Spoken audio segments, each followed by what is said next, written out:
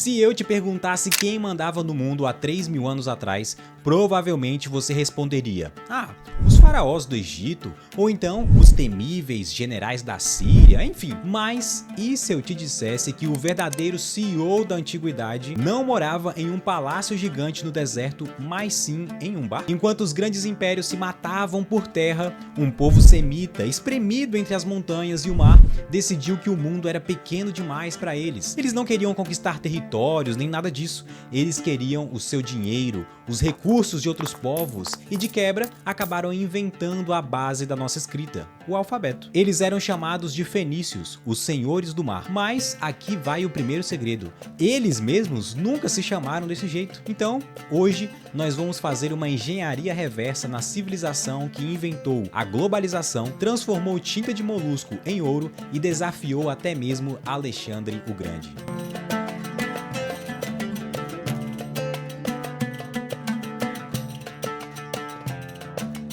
Para que você possa entender os fenícios, imagine o Mediterrâneo, essa região onde eles viviam, como um organismo vivo gigantesco. Os grandes impérios terrestres eram os órgãos vitais, o coração, o estômago, mas os fenícios eram o sistema circulatório. Eles eram as artérias e veias que bombeavam o sangue da economia, trazendo recursos, luxo e informações para cada extremidade desse corpo. Sem os navios fenícios circulando, os órgãos ficavam isolados e o mundo antigo sofria basicamente uma parada cardíaca econômica. Eles se auto-identificavam como cananeus. Fenício, na verdade, é um apelido, um exônimo grego que vem de foíneos, que significa vermelho púrpura. Ou seja, a identidade deles, o apelido que eles receberam por outros povos, era o produto que eles vendiam. Eles foram definidos pelo comércio e não por um projeto nacional.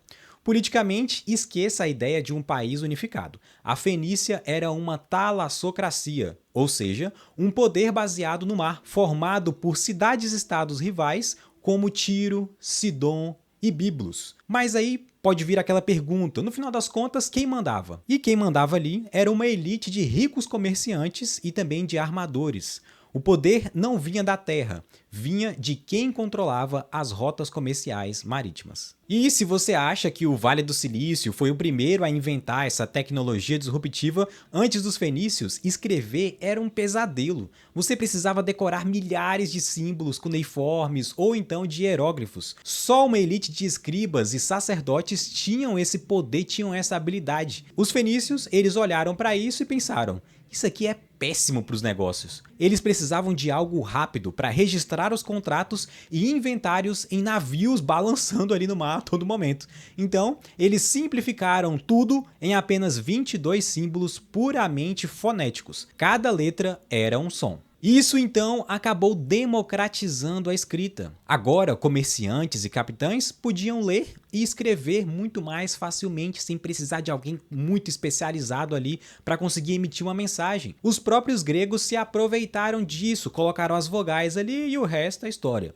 Até a palavra alfabeto, ela é fenícia. Ela vem de Aleph e Beth, as duas primeiras letras deles. E se por um lado o alfabeto foi a invenção intelectual, a púrpura de Tiro foi o motor econômico deles. Imagine um corante que não desbotava e que brilha mais quanto mais você lava. Essa tintura era extraída de uma glândula de molusco chamado murex. E o processo era extremamente nojento, extremamente trabalhoso. Você precisava de 12.000 moluscos para atingir apenas uma gola de uma túnica. E isso fazia com que essa tinta púrpura fosse um artigo de luxo supremo, valendo seu peso praticamente em ouro. Os fenícios sabiam usar isso, o seu comércio, as suas rotas marítimas como marketing. Eles eram muito espertos, eles produziam o que o mercado queria. Estética egípcia para a Grécia, motivos mesopotâmicos para a Península Ibérica.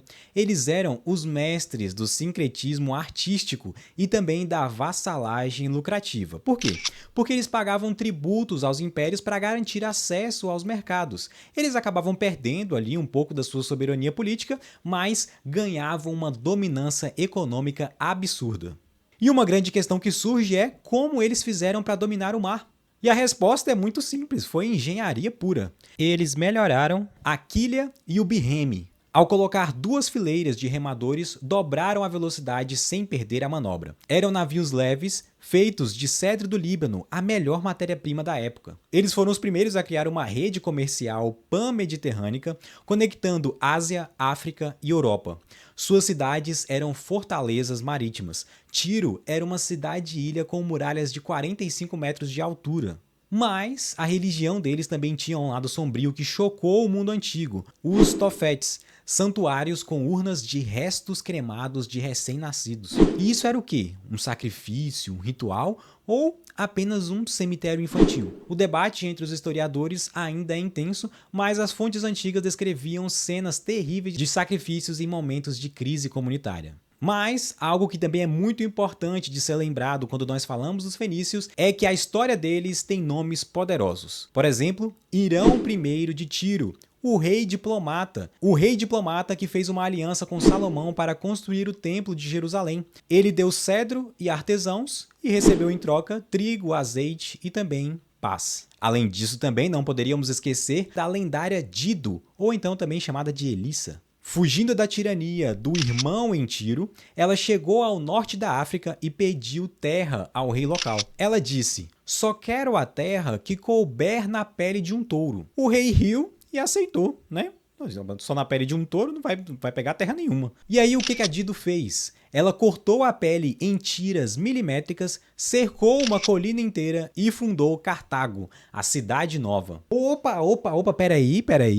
Você chegou até esse ponto do vídeo e até agora não se inscreveu no canal, não deixou seu like? Que é isso? Se inscreve aí. Volta pro vídeo. E isso resume muito bem os fenícios. Inteligência e negociação acima da força bruta. Além disso, se você conhece o texto bíblico, o próximo nome vai te causar arrepios. Jezabel. Sim, a famosa rainha de Israel era na verdade uma princesa fenícia, filha do rei de Tiro e Sidom. Por volta de 874 a.C., ela se casa com Acabe, rei de Israel. Historicamente falando, essa foi uma jogada assim, de mestre no tabuleiro geopolítico. Os fenícios ganharam proteção e acesso às rotas terrestres no interior, e Israel abriu as portas para o império comercial marítimo do Mediterrâneo, uma aliança que cheirava a lucro e prosperidade. Mas Jezabel não mudou de país apenas para ser uma esposa diplomática, não. Ela operou como uma verdadeira embaixadora do imperialismo fenício. Ela trouxe na bagagem o culto a Baal e Astarte, deuses da fertilidade e do comércio. Patrocinou também centenas de falsos profetas com dinheiro do Estado e ergueu templos na própria capital, Samaria. Sob a ótica cristã, foi uma verdadeira catástrofe espiritual. Jezabel não queria apenas tolerância religiosa, ela usou o peso do Estado para tentar exterminar o culto ao Deus de Israel. Foi esse aparelhamento do poder que a colocou em rota de colisão direta com o profeta Elias, gerando um dos maiores embates do Antigo Testamento. O resultado dessa união de Jezabel e Acabe foi que, economicamente, Israel virou um hub fenício próspero no Oriente Médio. Espiritualmente, a nação mergulhou em uma apostasia profunda que selaria a ruína da dinastia de Acabe. A história de Jezabel prova a genialidade e o perigo de Tiro. Os fenícios não precisavam de exércitos para invadir uma nação. Bastava um casamento estratégico, influência cultural e o fascínio da riqueza para conquistar um povo de dentro para fora. E bom, antes de chegarmos no momento final da história dos fenícios, quando tudo pegou fogo, a guerra ali com Alexandre o Grande, nós precisamos dar um passo atrás. E eu sei que datas e linhas do tempo podem parecer meio burocráticas, mas pense nisso como GPS dessa civilização fenícia. Se não soubermos onde estamos na linha do tempo, a gente não vai acabar entendendo a magnitude da queda deles e também nem a grandiosidade da história deles. A trajetória fenícia, então, dura mais de 1000 anos, e nós podemos dividi-la em 4 atos principais. No primeiro ato, nós temos o período formativo, que vai de 1500 a 1200 a.C. Nessa época, eles eram basicamente os estagiários de luxo do Egito e dos hititas. Cidades como Biblos e Sidom já exportavam cedro, mas ainda estavam sob a sombra das grandes potências da Idade do Bronze. Daí então nós vamos para o segundo ato, a Idade de Ouro, que vai de 1200 a 800 a.C.